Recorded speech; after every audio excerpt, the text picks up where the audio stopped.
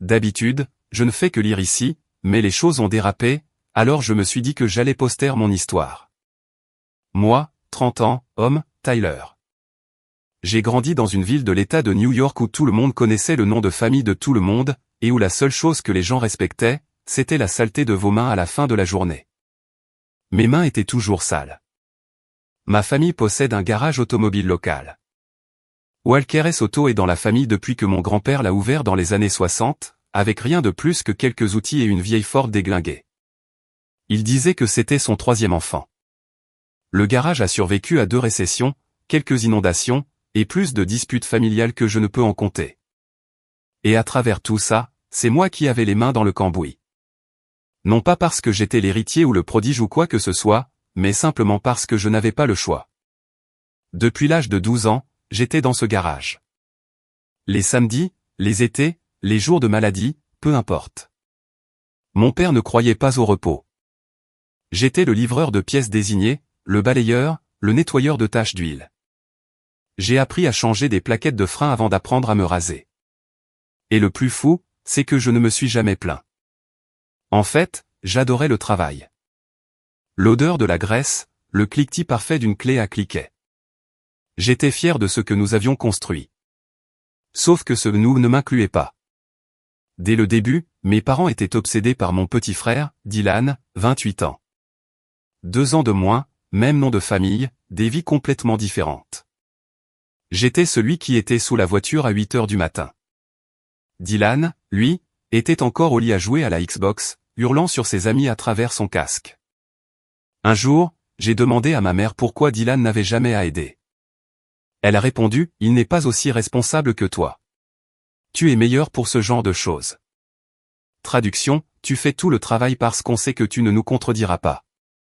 Ils lui ont tout donné. Quand il a raté son premier semestre à l'université communautaire, ils lui ont acheté une Camaro d'occasion pour lui remonter le moral. Pendant ce temps, je réparais un Dodge Ram de 97. Mon grand-père m'avait donné ce tas de rouille, mais il était à moi.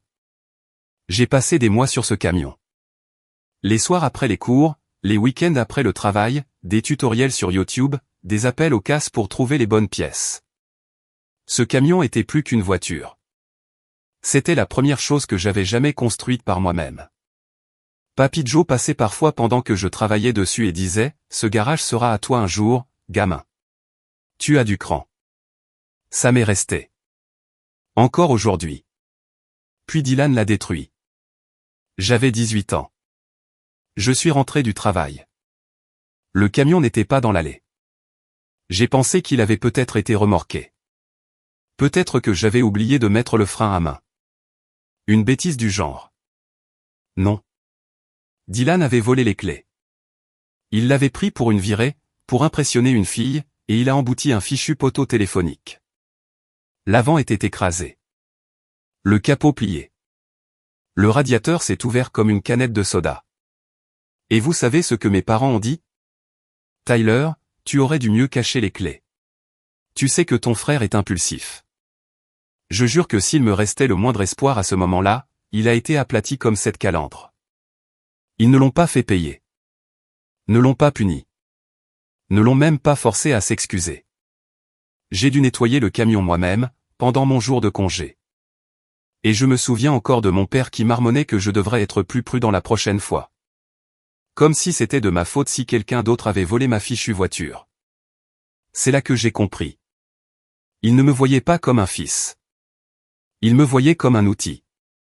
Une clé à molette qui marchait et parlait. Même après tout ça, je suis resté. J'ai continué à travailler au garage. Après le décès de mon grand-père, j'ai encore plus pris mes responsabilités. Mon père a commencé à décliner, devenant oublieux, colérique. Je gérais les appels des clients, je m'occupais des factures, et j'ai appris la comptabilité par moi-même pour qu'on n'ait pas à payer une entreprise extérieure. Dylan venait peut-être 2 fois par semaine, et quand il venait, il ne faisait que gêner. Une fois, il a foiré un boulon sur le moyeu de roue d'un client parce qu'il envoyait des textos en même temps qu'il serrait. Vous savez à quel point c'est dangereux? Ça aurait pu tuer quelqu'un. Mon père a juste balayé ça d'un revers de main. Il apprend. Pendant ce temps, je me faisais engueuler si j'avais 5 minutes de retard en revenant de déjeuner. Mon chien, Max, était le seul à agir comme s'il me voyait. Il s'asseyait à mes pieds dans le bureau, pendant que je traitais les fiches de paie. Un chien de refuge, moitié labrador, moitié Dieu sait quoi. Loyal jusqu'au bout.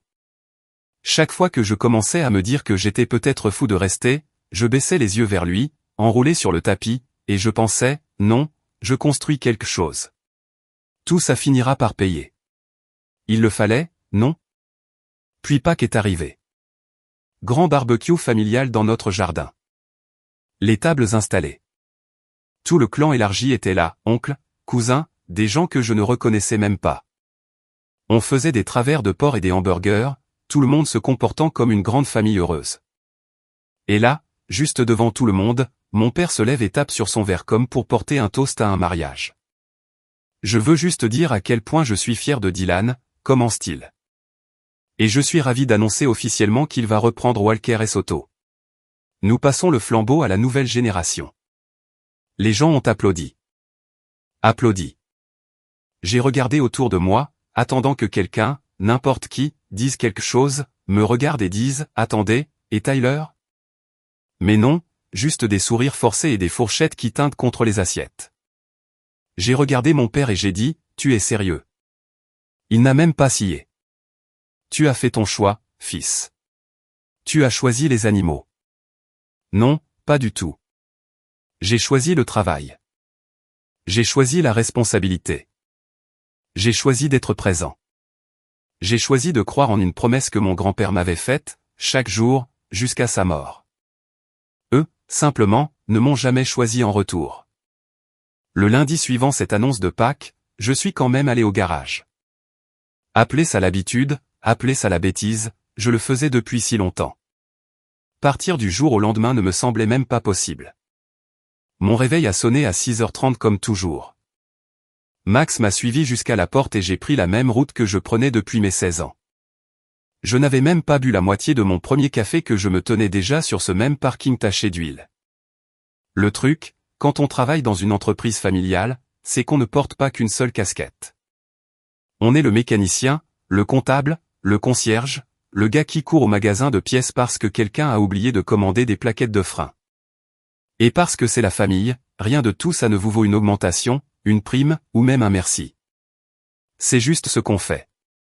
Ce matin-là, papa était déjà dans le bureau avec Dylan. Il passait en revue les plans pour l'avenir du garage. Mon avenir, apparemment, n'était pas à l'ordre du jour de la réunion. Papa n'a même pas levé les yeux quand je suis entré. Dylan arborait un sourire narquois, comme s'il venait d'être nommé PDG de Tesla. Prends la transmission sur la B3, a dit papa sans même un bonjour. Oui, pas de bonjour, pas de comment ça va, pas même un merci d'être encore là après qu'on a publiquement donné ton poste à quelqu'un d'autre. Juste un ordre aboyé, comme si j'étais l'employé du week-end. Bon, peu importe. J'ai toujours cru que le travail parlait plus fort que les mots de toute façon. Alors, je m'y suis mis. La Camry du client était sur le pont élévateur en 10 minutes, et j'avais les mains dans le liquide de transmission avant même que Dylan ne daigne se montrer dans l'atelier. Il portait une de ses chemises de travail impeccables avec son nom brodé, les manches retroussées comme s'il s'apprêtait à faire quelque chose d'utile. Spoiler, il n'a rien fait. Il se pavanait, vérifiant les choses, ce qui signifiait s'appuyer sur les boîtes à outils et parler aux clients comme s'il allait vraiment réparer leur voiture. C'était comme ça tous les jours après Pâques. Je faisais le vrai travail. Dylan jouait un rôle. Il prenait des photos de lui en train de faire semblant de travailler sur un moteur et les postait en ligne, comme s'il était le cœur battant de Walker et Soto. Les clients qui ne savaient pas mieux ont gobé ça. C'est bon de voir la nouvelle génération prendre la relève, disait-il. Pendant ce temps, j'étais le gars à genoux, luttant avec un boulon grippé, la sueur coulant dans mes yeux. Jacques, mon cousin, a tout vu. Il travaillait à temps partiel au garage depuis le lycée pour économiser pour une école de métier, et il n'était pas aveugle au favoritisme. Un mardi calme, il s'est penché pendant que nous remplacions des disques de frein et a dit « Mec, si j'étais toi, je serais déjà parti. » Je lui ai dit que je ne pouvais pas simplement me défiler. Dans ma tête, c'était toujours le garage de Papy Joe, l'endroit qu'il avait construit de ses propres mains. Je n'allais pas être celui qui l'abandonnerait, même s'il m'avait déjà abandonné. Jacques a secoué la tête. La loyauté, c'est bien, Ty, mais pas envers des gens qui ne te la rendraient pas. Je n'ai pas répondu, mais ces mots sont restés. Le favoritisme ne se limitait pas au travail. Il était partout. Si j'arrivais 5 minutes en retard pour le dîner du dimanche, maman me tombait dessus pour que je respecte le temps en famille. Dylan pouvait débarquer 2 heures plus tard avec de la restauration rapide à la main et ça le faisait rire. Le trafic a dû être mauvais, hein. Si j'empruntais le camion du garage pour une course et que j'oubliais de faire le plein, papa agissait comme si j'avais volé son fonds de pension. Dylan pouvait laisser le réservoir vide pendant 3 jours sans que personne ne dise un mot. Et puis il y a eu la petite trahison, celle avant la grande explosion. Avec le recul, c'était presque un coup de semonce. Quelques mois après Pâques, un de nos habitués, Monsieur Lewis, a amené son F-150 pour un travail sur les freins. Je m'occupais de ces camions depuis des années. Il me faisait confiance. Pendant que je travaillais dessus, Dylan est sorti et m'a dit que papa voulait que je passe à un autre travail, parce que Dylan avait besoin de s'exercer. Traduction, laisse Dylan jouer avec le jouet coûteux. Ça ne m'a pas plu, mais bon. Je suis passé à la Subaru sur la B1. Moins d'1 heure plus tard, Monsieur Lewis est de retour au garage, le visage rouge, disant que les freins de son camion étaient pires qu'avant. Il s'est avéré que Dylan avait oublié de serrer correctement les boulons de l'étrier, et tout l'assemblage se baladait. La réaction de papa? Il m'a dit que c'était de ma faute, de ne pas avoir vérifié le travail de Dylan avant que le client ne parte, comme si j'étais censé être le contrôleur qualité non rémunéré de quelqu'un qui est soi-disant aux commandes. Ce soir-là, je suis rentré chez moi furieux. Max s'est assis à mes pieds pendant que je parcourais les offres d'emploi, juste pour voir ce qu'il y avait. Mais quelque chose en moi ne pouvait toujours pas sauter le pas. C'était encore mon endroit, même s'il l'avait donné à quelqu'un d'autre. Le travail continuait de s'accumuler. Je m'occupais de la paie, je commandais les pièces, je réparais les voitures, et je formais les employés à temps partiel. Dylan, lui, faisait du développement commercial, ce qui, pour autant que je puisse en juger, signifiait traîner au bureau et appeler ses potes pour organiser le week-end. Papa s'extasiait sur les compétences de meneur de Dylan, tout en ignorant le fait que chaque ordre de réparation portait mon écriture. Maman n'était pas mieux. Elle passait parfois au garage avec le déjeuner. Toujours les sandwichs préférés de Dylan. Jamais les miens. Elle lui apportait du café le matin, mais ne me demandait jamais si j'en voulais un. Des petites choses, mais ça s'additionne quand c'est tous les jours. Jacques a commencé à en parler plus ouvertement. Il te prépare à te faire avoir, mec, a-t-il dit un jeudi soir alors que nous fermions. Dylan est la vitrine. Toi, tu es les mains.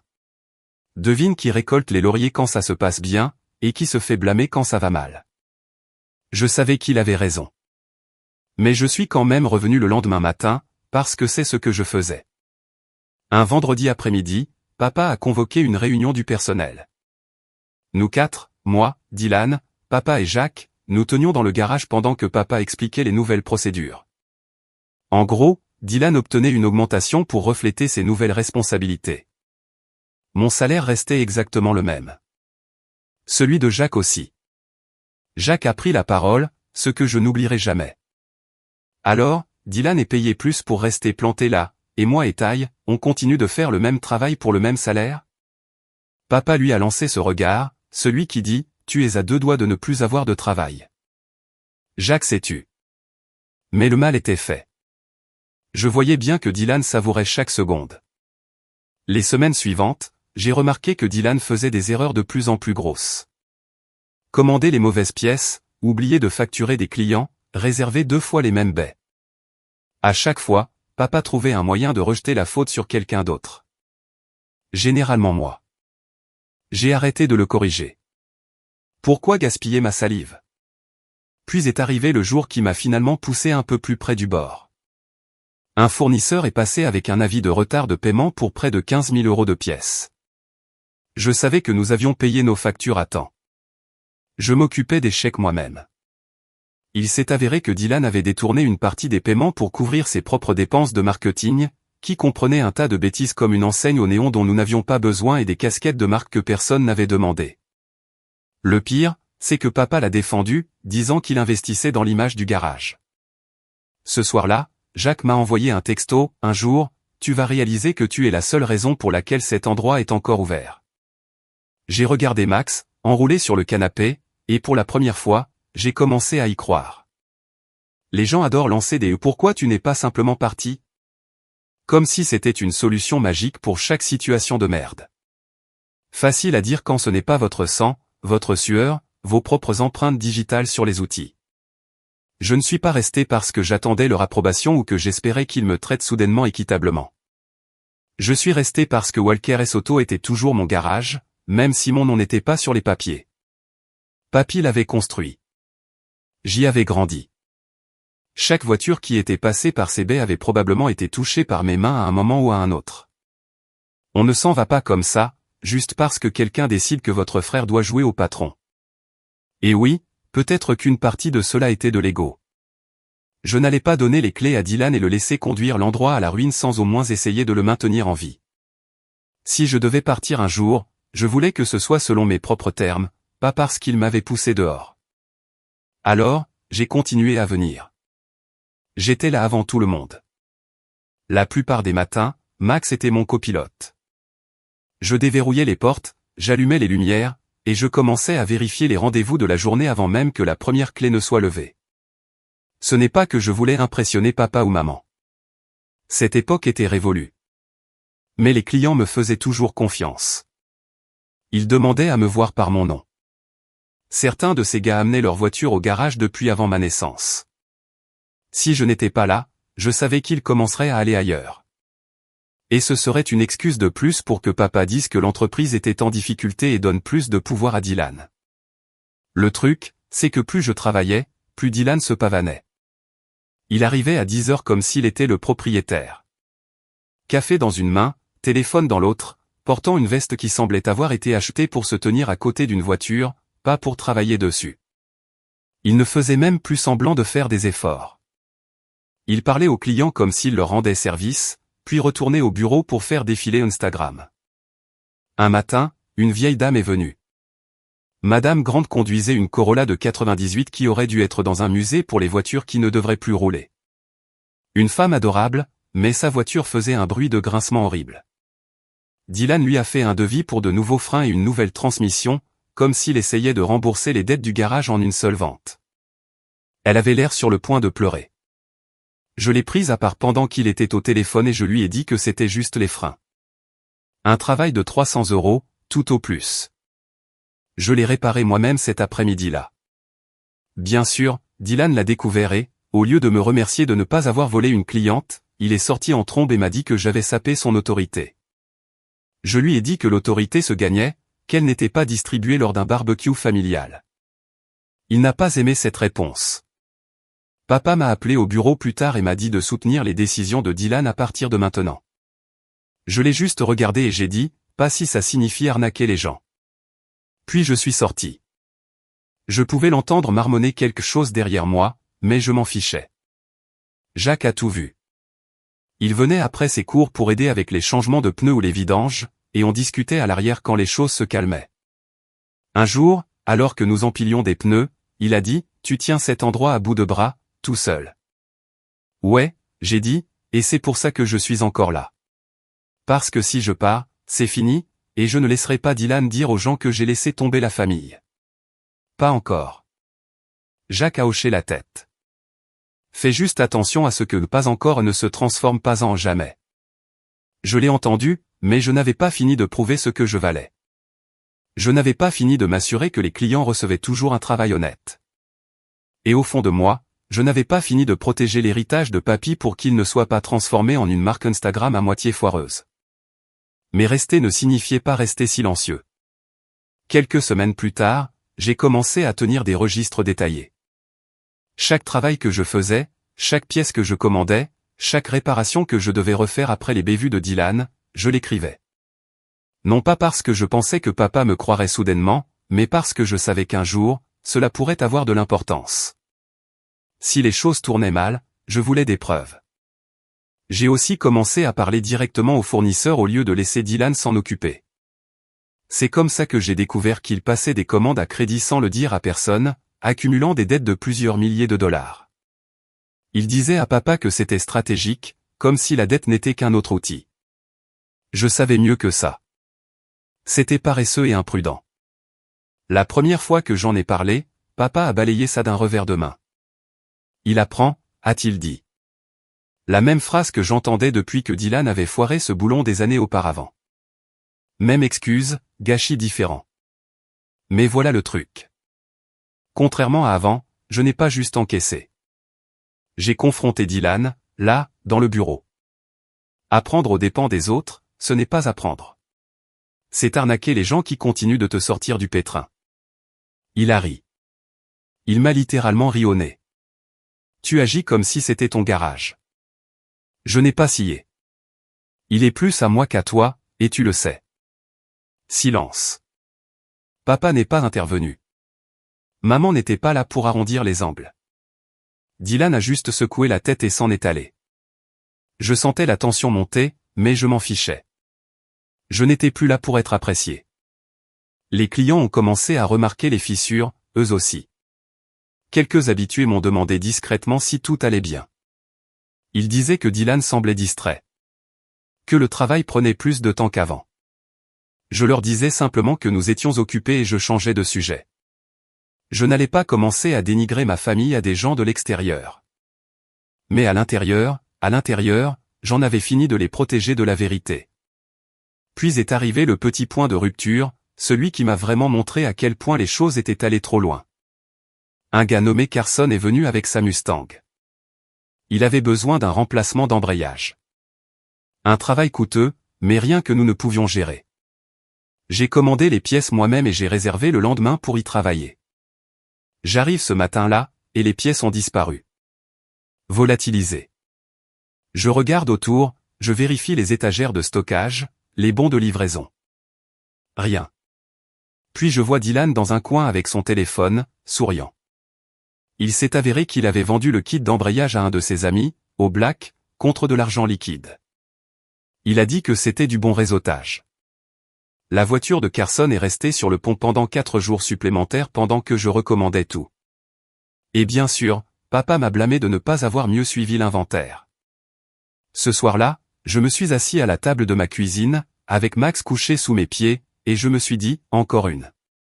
Encore une grosse bourde de sa part, et c'est fini. Je ne pars pas parce que je suis fatigué. Je ne pars pas parce qu'ils veulent que je parte. Je pars parce que je décide qu'il est temps. Et je sortirai la tête hautée avec un travail impeccable. Et oui, peut-être qu'une partie de moi voulait rester assez longtemps pour voir Dylan échouer par lui-même. Pas par dépit. D'accord, peut-être un peu de dépit, mais surtout parce que je voulais que tout le monde voie que sans moi, l'endroit ne pouvait pas tourner. Je voulais qu'ils ressentent le poids de ce qu'ils avaient tenu pour acquis. Alors, j'ai continué à travailler, à tout noter, à faire profil bas quand c'était logique, et à parler quand ça ne l'était pas. Et j'ai attendu, parce que chaque empire construit sur du vent finit par s'effondrer. Et je n'allais pas manquer le jour où celui-ci se fissurerait enfin. S'il y a une chose que j'ai apprise sur les entreprises familiales, c'est que la loyauté ne fonctionne que dans un seul sens quand il y a du favoritisme.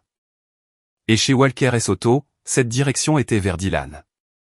Peu importe ce qu'il cassait, qui il énervait, ou combien d'argent il jetait par les fenêtres, d'une manière ou d'une autre, ça devenait toujours mon problème.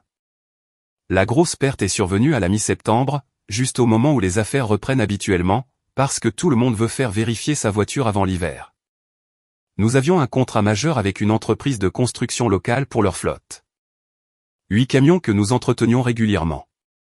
C'étaient de bons clients, ils payaient à temps, pas de drame, et ils nous amenaient toujours du travail au lieu d'aller chez le concessionnaire. Ce contrat seul couvrait près d'un tiers de notre chiffre d'affaires mensuel. Le patron de l'entreprise, Mike, m'appelait toujours directement.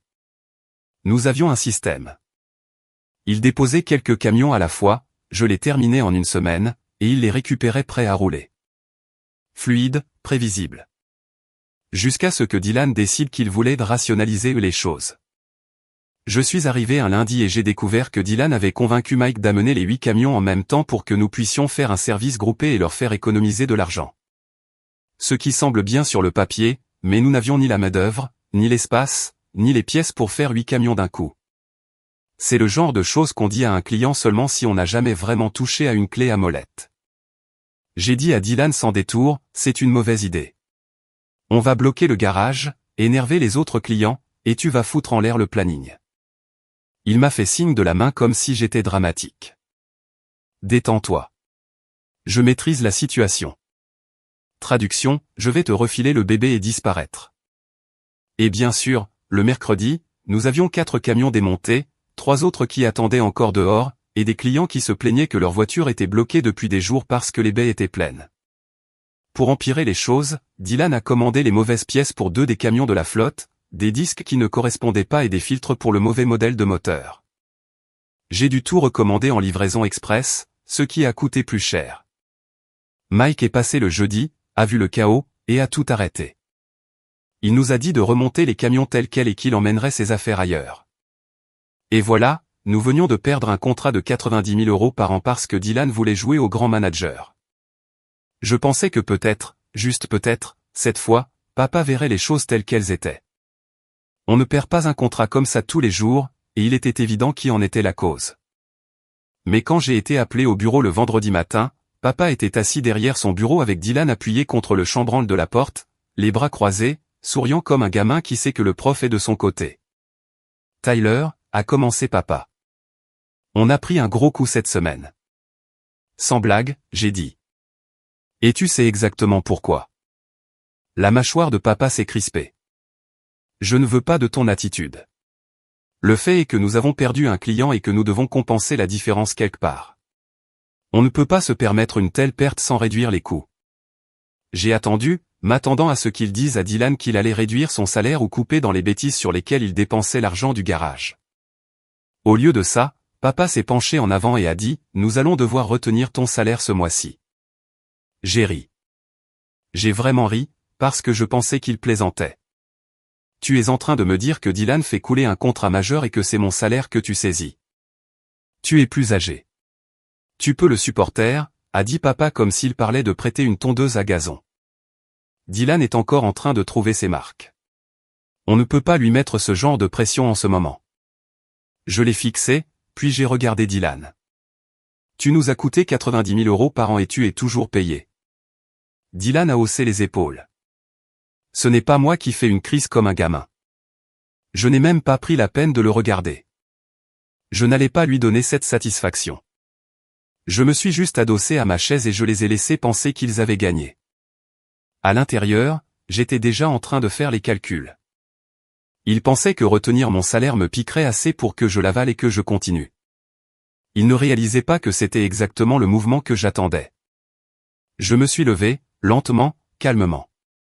D'accord, ai-je dit, presque comme si j'étais d'accord avec eux. Si c'est comme ça que vous voulez jouer, je vais faire avec. Les sourcils de papa se sont froncés. Qu'est-ce que ça veut dire? Vous verrez, lui ai-je dit. Assurez-vous juste de vous souvenir de ce jour. Puis je suis allé directement à mon casier, je l'ai ouvert, et j'ai sorti mon jeu d'outils personnels. Pas les outils bon marché et usés du garage, mais l'équipement personnalisé que je m'étais acheté au fil des ans. Les clés dynamométriques Snap-on, les douilles spéciales, le scanner de diagnostic pour lequel j'avais économisé pendant des mois. Chaque outil qui faisait vraiment tourner ce garage en douceur était à moi. Payé intégralement. Et je n'allais pas en laisser un seul derrière moi.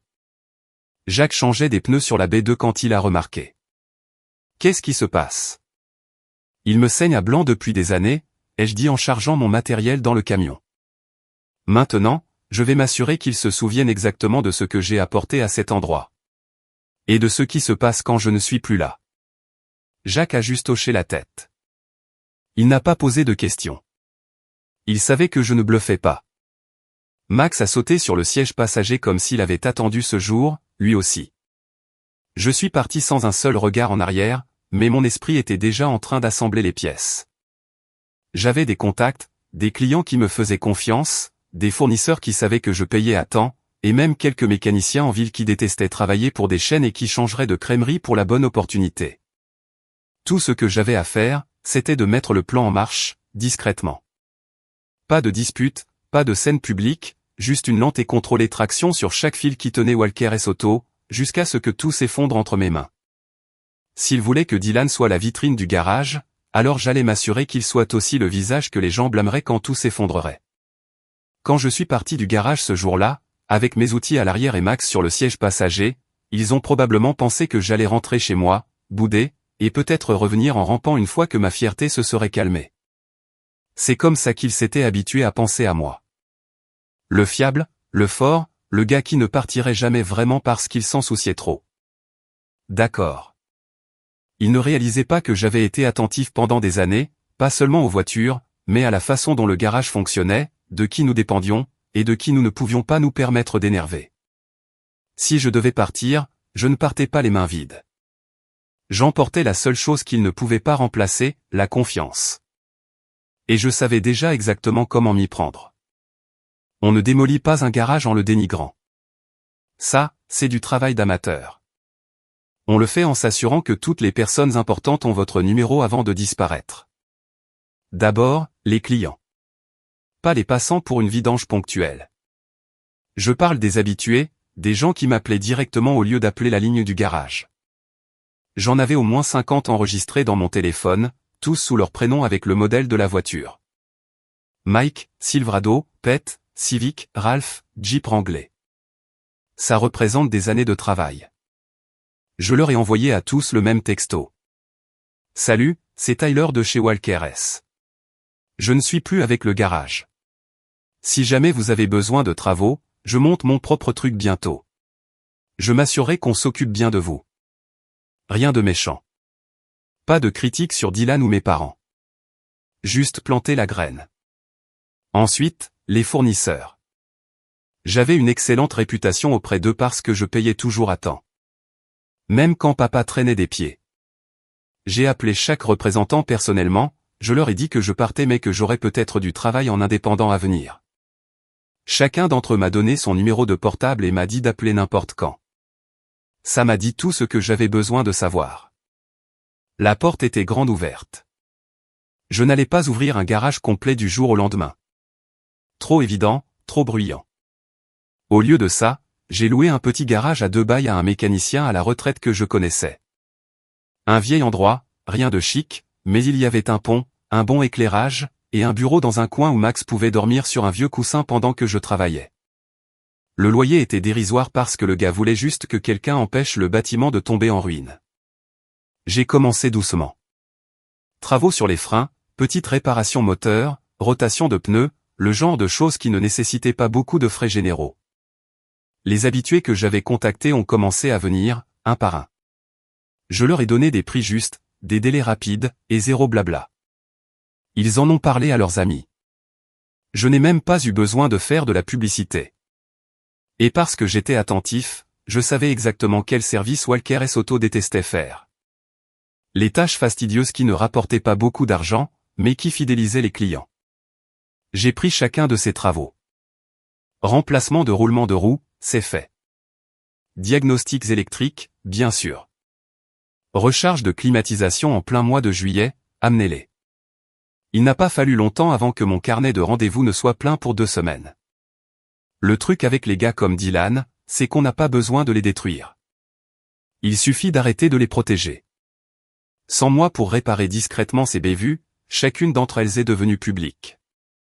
Le travail d'embrayage de la Mustang, bâclé. Le kit de rehausse de la Jeep, mal installé. Des pneus usés en 1 mois. Il a commencé à avoir de mauvaises critiques en ligne, le genre que les clients n'oublient pas.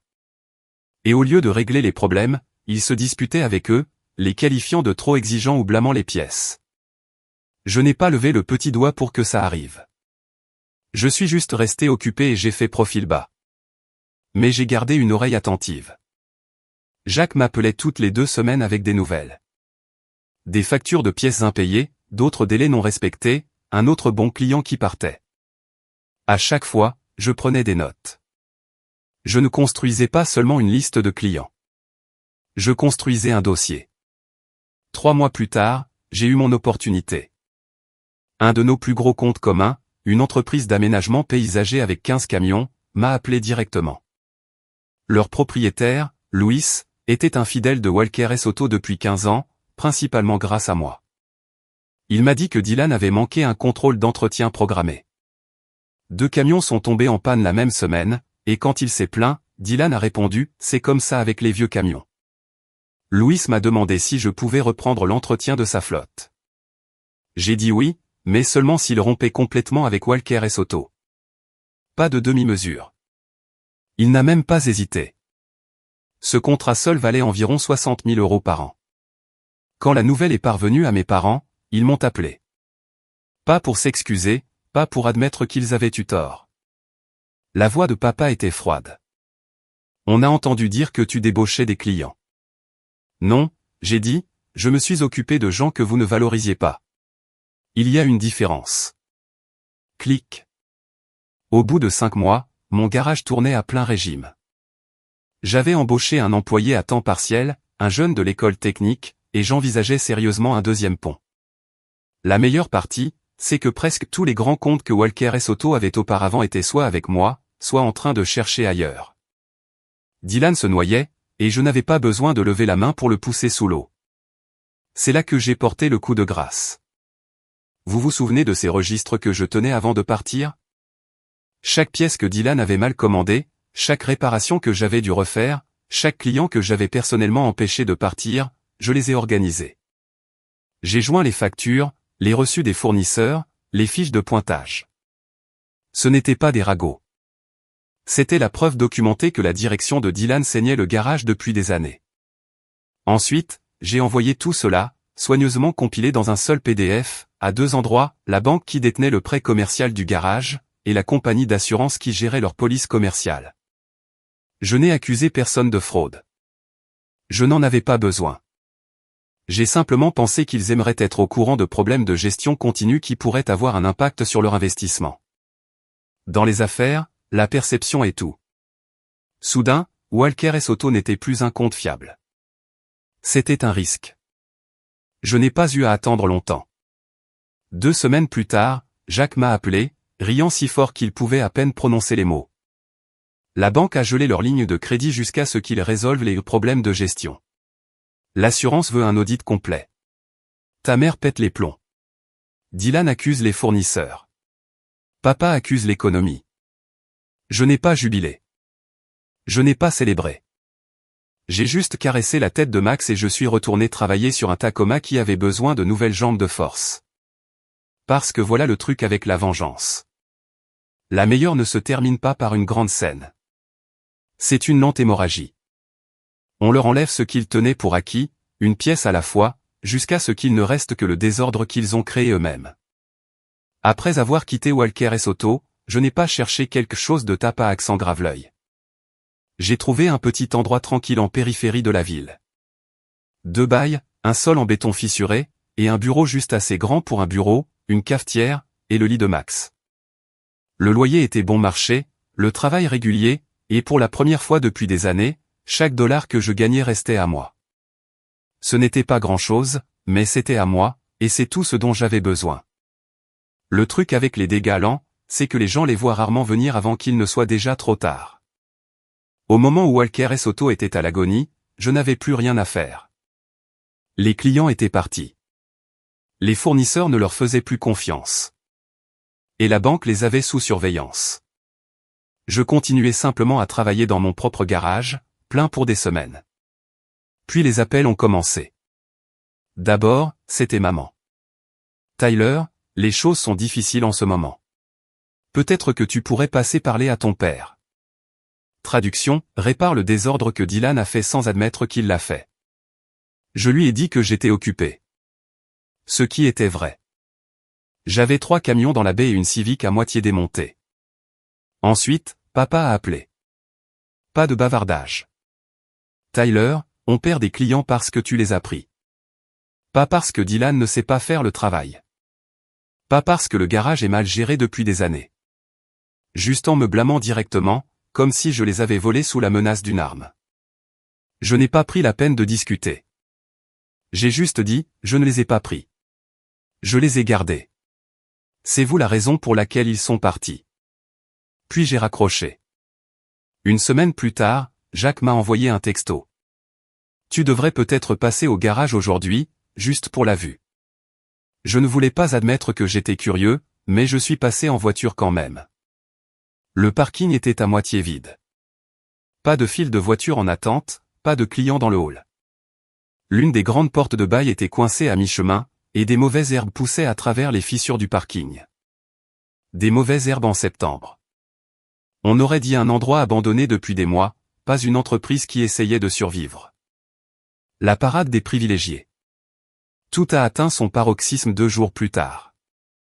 Je fermais mon garage pour la nuit quand j'ai entendu Max aboyer.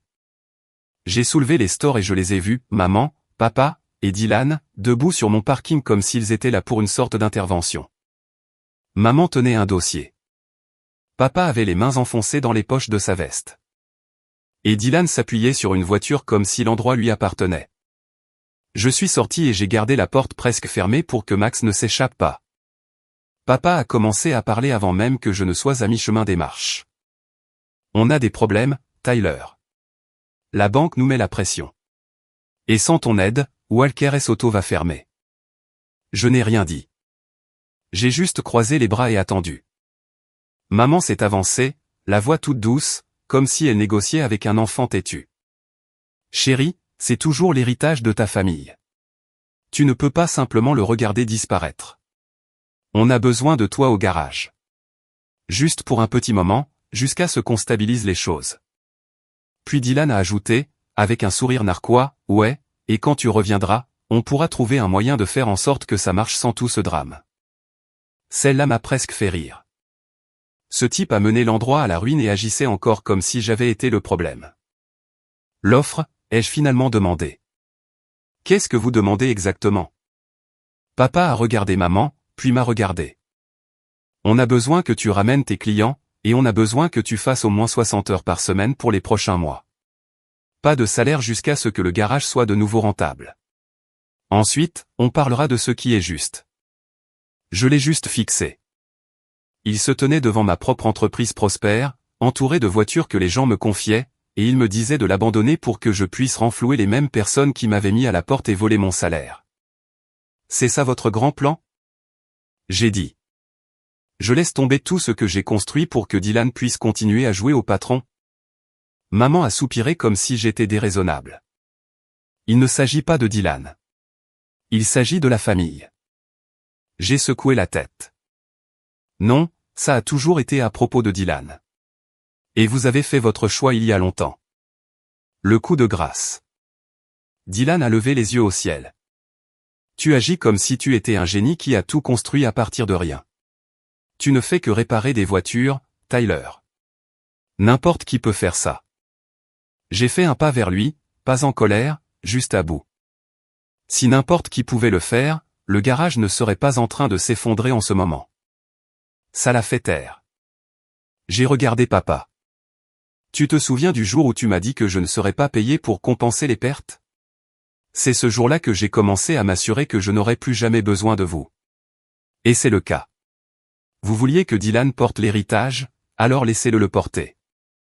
Maman a commencé à dire quelque chose d'autre, mais je l'ai coupé. Je ne reviendrai pas. Je ne vous prêterai pas d'argent, et je ne vous donnerai pas mes clients. Vous avez exactement ce que vous avez demandé. Vivez avec. Je me suis retourné et je suis rentré dans mon garage. J'ai verrouillé la porte. Max s'est assis à mes pieds, remuant la queue comme si c'était fini. Et ça l'était. À la fin du mois, Walker Auto était fermé pour rénovation. 2 mois plus tard, l'enseigne avait disparu, remplacée par une bannière à louer. Les gens en ville ont commencé à me raconter des histoires sur le fait que c'était dommage que le garage familial ait fait faillite. Je ne les ai jamais corrigés. J'ai juste dit, ouais, c'est vrai, et je suis retourné au travail. Parce que le truc, c'est que je n'ai pas détruit Walker Auto. J'ai juste arrêté de le sauver. Quand Walker Auto a fermé, ça n'a pas seulement touché l'entreprise, ça a touché toute leur vie. La banque a saisi leur maison après qu'ils ont fait défaut sur leur prêt commercial. Ils se sont retrouvés entassés dans une location délabrée où la plomberie fonctionnait à peine. Papa faisait des petits boulots à l'arrière d'une camionnette rouillée. Maman travaillait comme caissière, et Dylan. Dylan était assis à la maison, à chercher des opportunités ou sur son téléphone toute la journée. La rumeur sur la raison de la faillite du garage s'est répandue rapidement. Personne ne voulait embaucher Dylan. Pas même les chaînes de garage, qui manquaient cruellement de main-d'œuvre bon marché. Les clients dont ils se vantaient autrefois étaient maintenant dans mes baies, me tendant les clés et disant « On aurait aimé venir vous voir plus tôt ».